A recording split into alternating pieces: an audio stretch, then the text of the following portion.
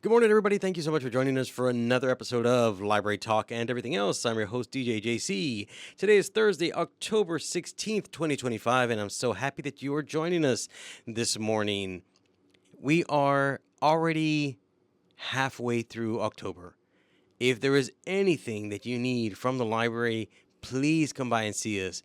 Whether that is a study space or whether that is research assistance because you've already started doing research for your classes and your professors are already asking you to turn in various things for that research, please come by and see us. Go to the Edinburgh Library, to the Brownsville Library. The staff is ready to assist you with any of your library needs. If you just need a space to study, or a place to get together with a group to study, come by and see us as well. Again, we are halfway through October, so things are going to move very quickly as we speed up through these rest of the weeks, leading into November and then the holidays and then ultimately December.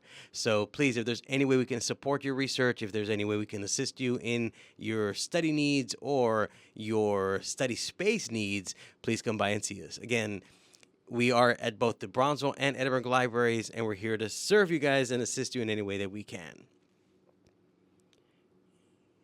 One of the reasons I love doing this show and this radio show is because I get to talk about pretty much anything that I'm interested in, and there are a lot of things that I'm interested in, but always with a library component behind it. So if I talk about a particular subject in an episode, I back that up with research, and if you have been following us from the beginning, thank you so much. If you are a new listener, thank you so much as well for tuning in, finding the show. Hopefully you like the content. Hopefully you will share the content with others that might be interested in this type of show. What we do is we take a look at a research question, and using resources from the UTRGV library, we analyze that, we break it down. Anything that I provide you with, data, numbers, statistics, that can be backed up through research that we've conducted for the episode. And one of the reasons I like this medium is because I get to share different things that I'm interested in. And I've talked about everything. I've talked about tacos. I've talked about movies. I've talked about music. I've talked about Star Wars and various things that I'm interested in. I mean, I'm so fascinated with so many things, pickleball and board games and books and football. And so I get to have an opportunity to discuss those topics with you, again, in a research-based format. So we'll take a look at a research question and then we start breaking it down. If we don't answer it, that's fine. If we do answer it, then we move on to the next episode. But if we discuss something and we don't feel like we've answered it, we'll ask the person to come back if it's a guest that we have, or we'll take a look at the topic again in another episode. So we use the research question as a way to kind of bind the show together. And I talk about this because people sometimes ask me, how do you come up with the ideas for the episodes? What is it that you use in order to come up with an idea for an episode? So today we're going to be talking about trends and fads. And there's a reason why I'm talking about this today. It's because recently I heard somebody say 6'7", and I really don't know what that means. And I myself the other day got caught up in a situation where I was trying to copy a move that I saw on YouTube and on social media, which is the airwalk. Let's just say it didn't go very well for me. My legs got stiff, I almost got hurt, and I could never figure out how to airwalk. So I thought about that as I was kind of coming up with an idea for an episode. I said, you know what? Let's look at trends and let's look at fads that have been going on and why are they so popular? Why do we try them? Why do we do them? And why is it that they have gained so much more popularity in the age of social media? So today we're going to talk about that. Let's see where the conversation takes us. Thank you so much again for making us part of your Thursday morning. You're listening to Library Talk and everything else only on Vaquero Radio, the Valley's student station. Good morning, everybody. Again, thank you so much for joining us for another episode of Library Talk and everything else. I'm your host, DJ JC. So we heard a song by Doja Cat, and the reason I played that one is because back in the pandemic, 2020, I remember my daughter was in high school, and she came to me one day and she said, Dad, can you learn this song and this dance that are going on with Doja Cat's Say So? And not a very good dancer, but I was given the steps, I was given the moves, and I practiced, practiced, practiced. What else did you do during the pandemic, right? And we ended up kind of doing a really great job. We recorded a couple of videos, my daughter, and I don't know what you do with them. They could probably be floating somewhere on TikTok for all I know. But I got caught up in that trend because my daughter wanted to do it, and she taught me the moves, taught me how to do it, how to dance, and we did it together for a couple of videos. And so those are one of the other things, and the reasons why I wanted to talk about this is because as we follow social media and as we go through all these different social media outlets, Facebook and Instagram and TikTok and the other different social media outlets that are out there, there are so many things that are going on and so many things that people are following and so many things that people are trying to some success. And I question what some of those trends are because, as you may have heard, one of the things that's happening is that some of these trends are becoming very dangerous. And some people are getting hurt, some people are getting maimed because they're attempting these ridiculous and extravagant trends that are happening on social media. So I wanted to talk about that and look at that a little bit closer. And so today's research question is going to be, what factors contribute to the rapid rise and fall of fads and trends in contemporary culture, and how has the influence of social media changed their life cycle compared to pre-digital eras? So what we're going to be taking a look at is, what were some of the trends that were going on back in the 80s and 90s, and what were some of the fads that were going on at that time, and how has that changed, and how did we do these things, how do we know about these things, as opposed to now where people posting all sorts of things on social media, and they're posting all sorts of things on various platforms amongst friends, and we are attempting them. We're trying them. I told you at the beginning, I tried that airwalking. It did not work. I couldn't figure it out. Even watching the videos, sometimes I still can't figure out how they're doing it. But we're going to look at that as part of the research. What are the contributing factors to the rapid rise of different fads, and how do those fads and trends compare to what used to be a pre-digital era, to now a social media era. So let's see where the conversation takes us. I actually printed out, and I'm going to read an article a little bit later from a journal called Communique, and it is entitled "Keeping Up with Teens' Social Media Trends." So we'll take a look at a quote from this particular article. And again, the resources that I retrieved are from the UTRGV University Library. Plug, plug. So we're going to take a look at that article a little bit later. But I wanted to see in my research for today's episode, what are the pre social media trends that we were doing, and what was it like before we had social media and before things spread so quickly now as opposed to then. And if we look at them, we're wondering, well, how did they spread so quickly? And it was because of television, because of radio, because of magazines, and word of mouth. And I remember when I was younger, if any of you remember having a Nintendo, an original Nintendo, and there was a way to clean those Nintendo cartridges when they wouldn't play. And so we clean them with Q-tips and it's a little bit of alcohol. And that was a trend that everybody was doing when their Nintendo games weren't working. And I always thought to myself, how do we all know about this? How do we all know that this is something that we can do in order to fix the Nintendo games? And so that was, again, pre-internet era, pre-social media era, but we all seem to have known about it. Somehow somebody picked it up and we went to the playground and it seemed to have worked. We spread it like wildfire when our Nintendo games were not working.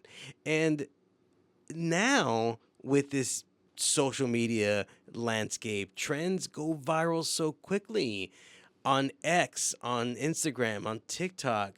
But fads are just that. They're just fads. They come in and they leave. They are here for a while and then they dissipate, they disappear. And so the key factors of then versus now is that back then we had a celebrity influence, we had media coverage, we had fashion cycles that kept coming and going, and fashion is cyclical.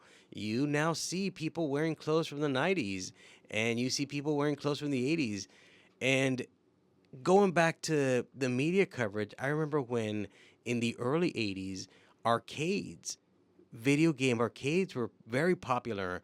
And we knew about them because we would go to the mall, we'd go to a store, and they'd have video arcades. But I remember reading articles from even back in the day, Time Magazine, and watching things on the news about arcades, about video game arcades, and what would happen in the video game arcades in terms of people being afraid that things were going on, things were going people were going to get addicted, people were going to continue spending their money. And so I remember back in the day, there was media coverage of that in magazines, in newspapers, and even in the news because it was catching on fairly quickly. Video game arcades were catching on. Every mall seemed to have an arcade. Stores had arcades. And again, I'm talking about video game arcade cabinets and video game places, arcades where you can go to play video games. And parents were concerned. What type of things are going on there with our kids spending their money on these video games? But I remember that kind of coverage. I remember reading about those things, reading about Dungeons and Dragons, that game, and parents worried about that. And that has been a game that's been going on since the 60s, and it really caught the attention of many parents in the 80s because people were worried that it had all sorts of other meanings. And again, that we knew because of media coverage. And again, for us being young, it spread on the playground. That's where we all talked about these things, about Dungeons and Dragons, about how to clean your Nintendo games, about Rubik's Cubes, and all these different things that I grew up with in the 80s. Again, looking at things pre-social media. And it was fun. It was fun being able to talk about these things. And I'll talk about why we as a group of people, we like to follow these trends and we do them ourselves. And now what has happened is we have influencers, we have hashtags, we have this meme culture that people look at this meme and they all share it. Hashtag things. And these influencers who are going around making a lot of money, posting different videos all day, every day. And we want to be those influencers because we see the life that they're leading and they're traveling and they're going here and there and they're getting paid to do what ideally a lot of us want to do, which is just videotape and record ourselves enjoying the moment. Kind of a side note, I had a friend whose son was graduating, and after he graduated from high school, I asked him, I go, what is it that you want to do? And the kid said, I want to be an influencer. And the father had no idea what that was. He tried a couple of videos, then he said to himself, this is not for me. And he ended up getting the job. So for every influencer, there are so many others that don't succeed. But that is now in the social media age. These influencers that are telling us where to go, telling us how to enjoy food, taking pictures of their meals, sharing things. And there's this whole psychology of following trends, and that is rooted in the need for us to have a social connection and for us to feel that we belong to something. And people follow trends to feel like we are a part of a bigger group, and we don't want to miss out. This fear of missing out, FOMO, fear of missing out. Because we want to be part of that trend. We want to be part of that cultural thing that's happening at the moment. And we do it because we desire novelty. We want to be part of it. We want to laugh at ourselves because we cannot do the airwalk. We want to laugh at ourselves. That Doja Cat video that I did with my daughter, all these takes that we didn't use were just so funny because we kept messing up. And we were enjoying ourselves, even in the midst of a lockdown. So there are several different reasons why we feel this need to belong. And we have this deep-seated need for a social connection and to feel part of a group. And we feel satisfied when we are part of this group that everybody's doing because it's a shared experience. How many of us did the ice bucket challenge? How many of us got sick because we did the ice bucket challenge? And again, there's that fear of missing out. We worry about being excluded from conversations or experiences that we have not done. And we want to keep up with things that are popular.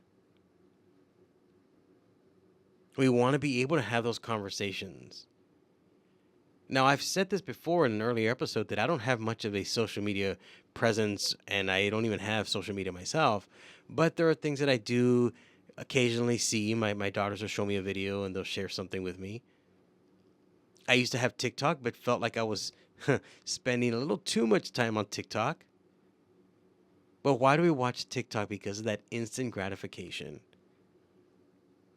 And so we don't want to miss out on these things. We don't want to be excluded from conversations when everybody's talking about that one trend that everybody has seen.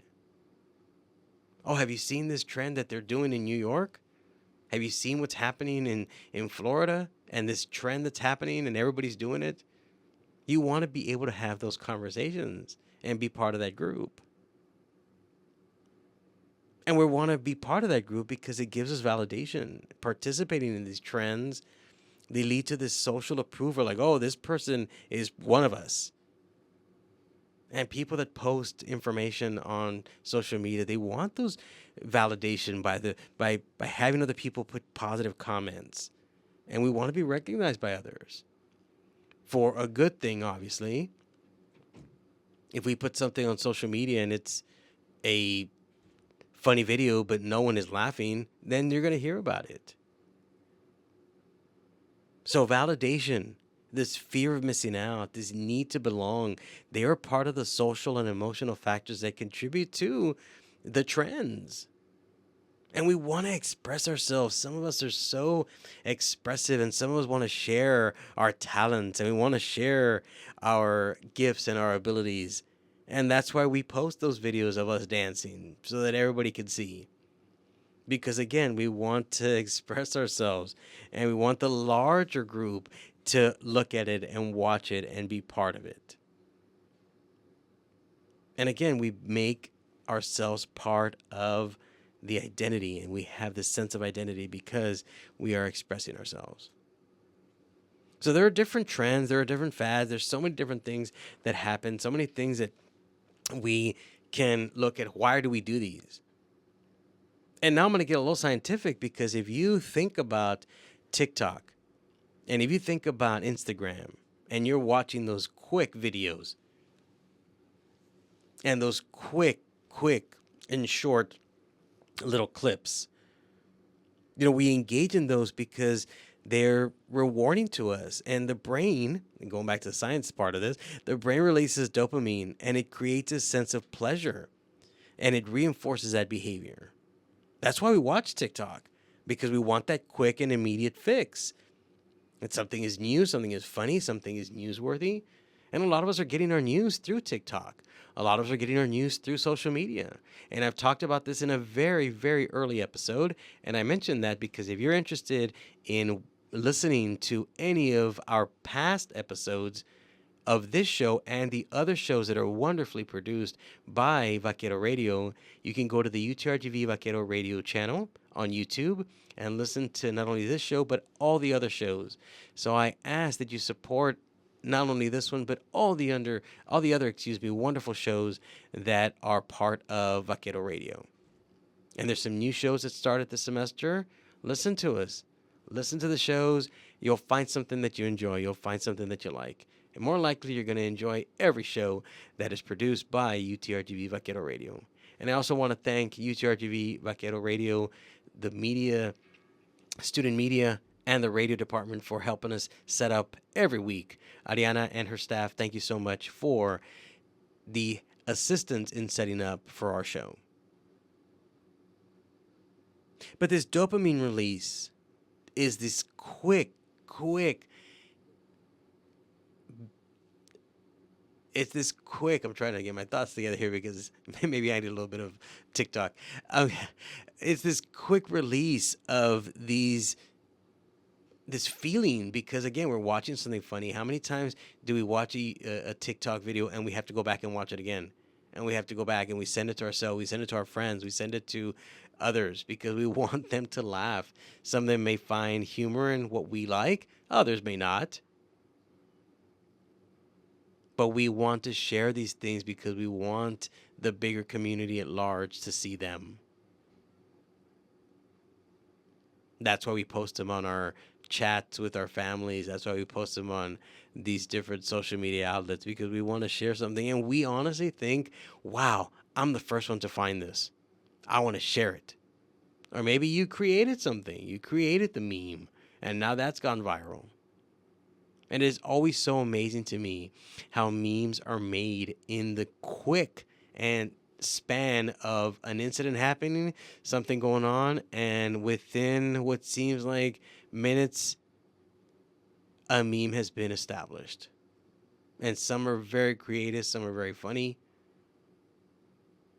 And again, it because we want to be part of a bigger group. And we like novelty. We have this craving for new experiences. And again, dopamine is that fuel that makes things more exciting. These funny TikTok videos that we like, we want to share with our friends, and that we laugh at, and we might save them so we can come back to watch them again. Social media can also be a place where we find misinformation, news that is untrustworthy, information that we question, is this real? And now with the use of AI, so many things are happening, so many things that are being published on various social media outlets that you wonder, is this the new trailer for the new X-Men movie? Is this the new trailer for the new Spider-Man movie? Is Michael Jordan coming back from retirement? I saw him practicing in one of those videos. He's back with the Chicago Bulls in uniform. And again, AI has also undertaken this social media age where people are creating content that sometimes funny, sometimes dangerous, sometimes misinformation. And so we look at the role of social media, and social media's platforms, they accelerate the spread of trends and they make them more prominent in our daily lives. And these trends allow us as users to explore different ideas, different experiences, different versions of various things, and even different versions of ourselves. I never would have thought I myself was going to be part of a video where I am dancing to a choreographed song by Doja Cat.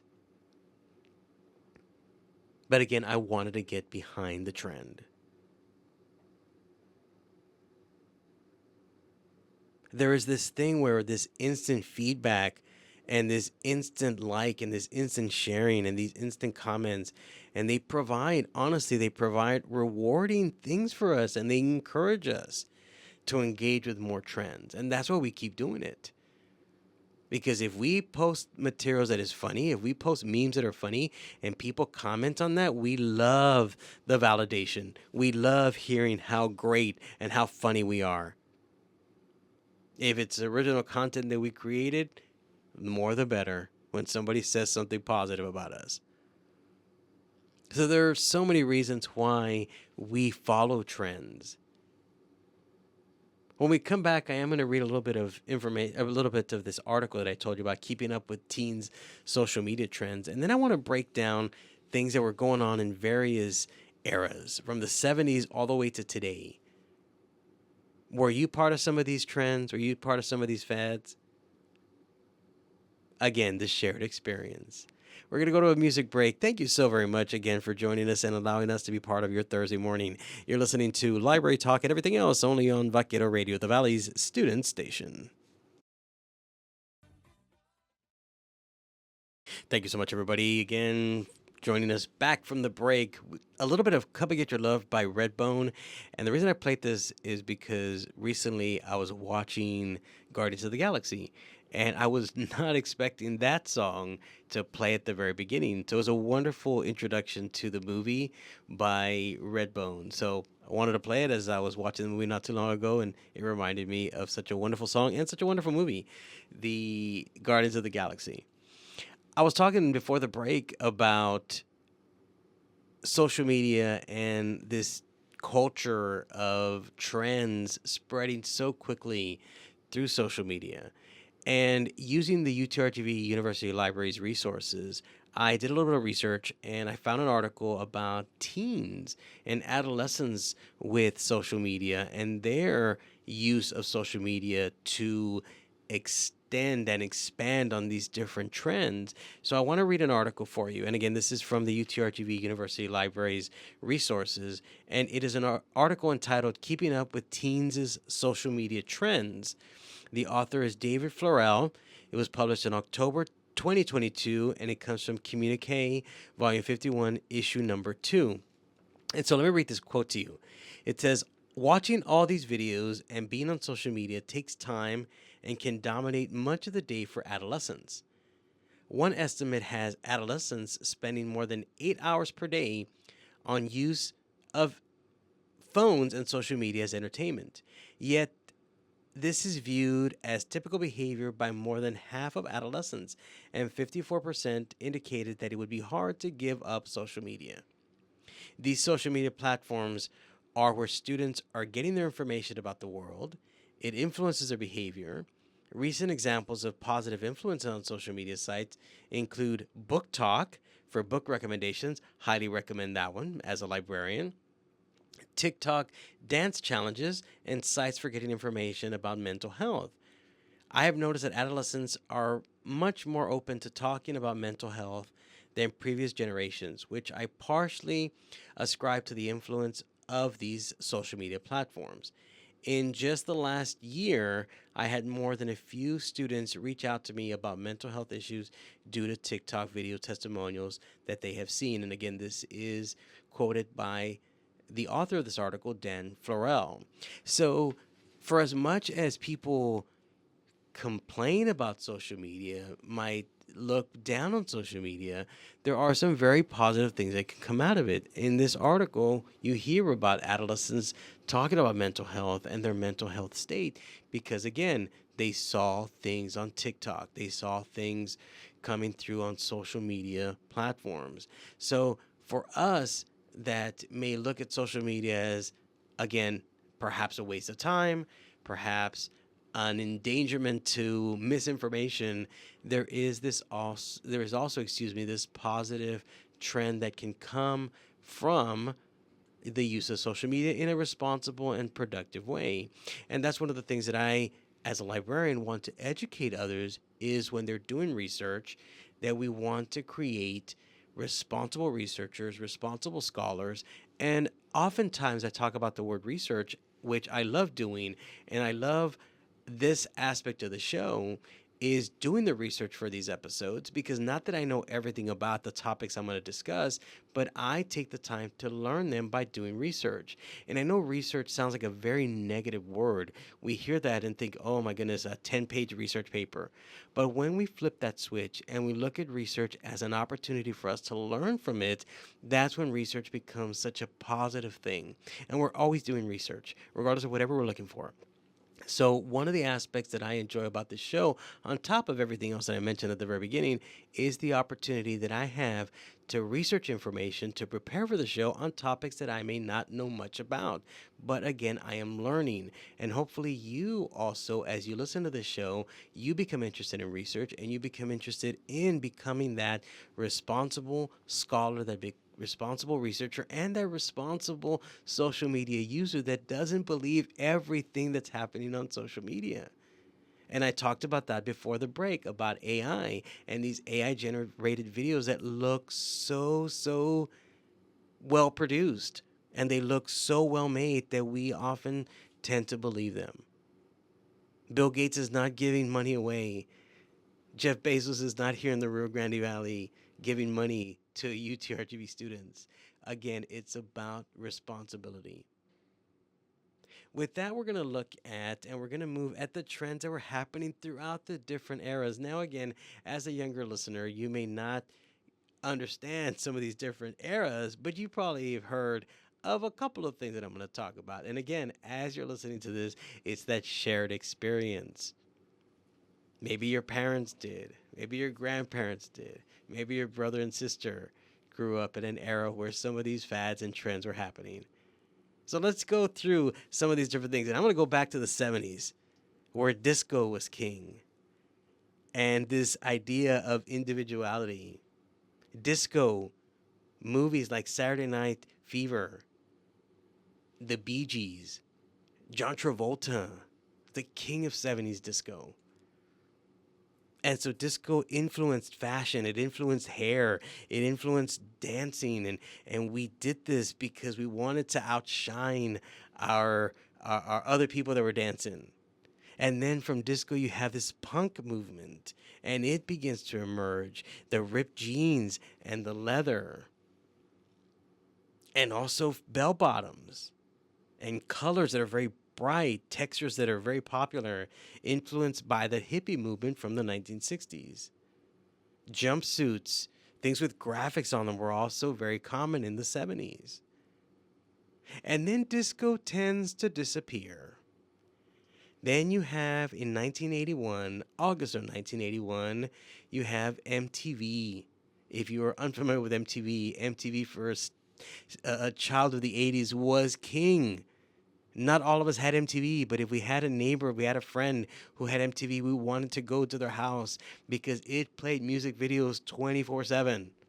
Michael Jackson, The Police, Poison, all these different groups that we were eagerly waiting, what's the next video going to be? So MTV was very influential in 80s fashion, 80s fads. I know MTV still exists, but I think now it may show a lot of reality shows. I don't think it shows many videos anymore. Now you can watch Taylor Swift's newest video on YouTube. And you can watch Post Malone's newest video on YouTube. But back in the day, we had to wait video by video by video until we saw a Michael Jackson video, which we all waited for eagerly. But then you have, again, this 80s where things such as the Rubik's Cube, and that's still popular today. Leg warmers. People seemed like they were doing aerobics at all times, and they had to wear leg warmers. Cabbage Patch Kids dolls. If you ever go and look at what is called primary source material of news clips of the day, people were fighting at stores to buy Cabbage Patch Kids for their children for the Christmas season. Fist fights for Cabbage Patch Kids. Black leather jackets. We wanted to look like Michael Jackson. We wanted that jacket from Beat It and the one from Thriller. The jean jackets, spandex, the metallic fabric. Madonna came in and she revolutionized fashion, at least for a lot of young girls in my elementary, because she was different and she looked great, and a lot of little girls wanted to emulate Madonna. And then the Walkman comes out, and I know that may not make much sense to you right now, but the Walkman was a portable cassette. Again, cassettes may not make much sense to you, but a portable cassette player, and that revolutionized how we listen to music. Similar to our phones now, that we can carry music, we can carry all sorts of information on our phones. The Walkman was an opportunity for us to exercise and listen to music at the same time without disturbing others. It was wonderful, it was great. And then you start seeing a shift towards the 90s. And 90s became a little more dark. We had grunge. We had this Seattle music scene that was opening up with Pearl Jam and Nirvana, and where we had these light and pop songs in the 80s and hair bands in the 80s, such as Poison, such as Cinderella, such as all these different bands. Now things were taking a shift towards a little more darker. You had people talking about and singing about angst and anger. Kurt Cobain, Nirvana, And all these different bands from the 90s that were making their mark on pop culture, they were making their mark on society, they were making their mark on fashion. Because then we started wearing the ripped jeans and the combat boots and the flannel shirts. And we wouldn't even wear the flannel shirts, we'd tie them around our waists. And that was the fashion. And there was an anti fashion trend. And again, with those combat boots and with those flannel shirts. And then Beanie Babies. Oh my goodness, Beanie Babies was such a thing. And again, I talked about this earlier about pre social media and having a way of doing things pre social media and advancing things. Beanie Babies were everywhere. Word of mouth, news, magazines, toys. Beanie Babies were going to be worth so much money in the future. And so we all got behind the Beanie Babies. And then there was also this strange shirt that I saw one day, a friend of mine wearing at school, and that shirt changed color. You could touch the shirt and it would change color. And these were known as hypercolor t shirts. And again, they would change color with body heat. And you cannot get past the 90s without one of the most popular dances, La Macarena. And people are still dancing La Macarena at weddings, quinceañeras. It has a catchy song to it.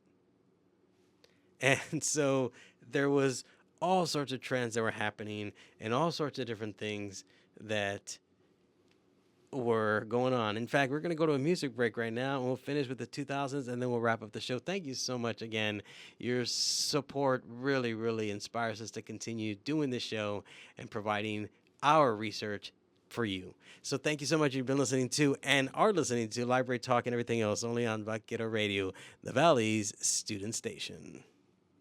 As I talked about Macarena with the 90s trends, I found it on our system here for music, and I was like, I need to play that one. Again, thank you so much. You're listening to Library Talk and everything else only on Vaquero Radio, the Valley Student Station. And we talked about fashions and trends from the 70s and 80s and 90s. And now let's look at 2000 to the present. And when 2000s began, what you started seeing within fashion was this emo look of dark clothing and black clothing and accessories. You see cargo pants, you see these different jeans, such as skinny jeans and various types of attire that we were wearing. And then social media took a major role within the fashion, within the trends, of what was going on, and it disseminated information for us, and it strengthened our way to communicate with others, with family that we hadn't communicated for a long time, with friends that we hadn't seen and we hadn't spoken to. So social media was so prevalent and is part of the culture in the 2000s. And fads included things like planking. I don't know if anybody remembers planking, where you would just lay flat like a plank on a surface. Flash mobs. Anybody remember flash mobs? I always wanted to be part of a flash mob, but I was never around when those were happening. And again, you see this hipster fashion, and that is a growing industry. And you see things again coming through social media. And then viral fads started happening, like the Harlem Shake and the ALS Ice Bucket Challenge, Pokemon Go. And does anybody remember what the color of the dress is? That debate that was happening in 2015, which 10 years ago, some people saw it black and blue and other people saw it white and gold. It was such an interesting experiment because it was so interesting how some of us saw different things in that same image that we were all looking at. But then you have also the food trends. What is a food trend? That is things that are Insta-worthy. Foods that became popular in the 2000s, it's still going on right now. Avocado toast and pumpkin spice everything. Pumpkin spice taking over everything that we look at. I was reading an article right now before I came to the show about pumpkin spice spam. Yes, pumpkin spice spam, Starbucks, Dunkin' Donuts, all of these different pumpkin spiced everything that seem to have taken the 2000s, and again, this is where we're at right now, by storm. And then also the casual luxury clothes such as the juicy couture tracksuits. Anybody remember those? And then the fashions also included these metallic, futuristic like clothing that we thought is going to be part of now and beyond. So many things that have happened in 2000. And again, I am not covering every single thing, but a lot of what we've covered are some of the things that when I did my research kept coming up. So I included that as part of the episode today. It is such a wonderful opportunity that I get to be with each of you on Thursday mornings to share research that I have conducted on different episodes. And again, when people ask me, how did you come up with that idea? Sometimes inspiration just strikes in the most unique way. And this one struck because I was trying to do that airwalk. We have some wonderful episodes moving forward. We have some wonderful episodes that just took place, some wonderful guests that have been in the studio. So if you have a chance, and when those are uploaded onto the YouTube Vaquero radio channel, please check them out. And again, not only for this show, but for all the other shows that are wonderfully produced and managed by Vaquero Radio. I want to thank everybody for listening. You are a part of this show as well. You are part of what we do. You are part of why I continue to do the research. So I want to thank new listeners. Hopefully you enjoyed the content. And again, we talk about anything and everything, but with the library and research component behind it. And for longtime listeners that have been here from the very beginning, thank you so much as well for your support. I want you to have a wonderful weekend. I want you to have a wonderful week. And we will be back next week with another topic that I'm thinking about it right now. More than likely, as we go into a World Series season in baseball, we'll probably be talking about that. But just stay tuned to see if the topic changes or if we do talk about baseball, America's pastime. Thank you so very much. Again, have a wonderful weekend. Have a wonderful week. You've been listening to Library Talk and everything else only on Vaquero Radio, the Valley's student station.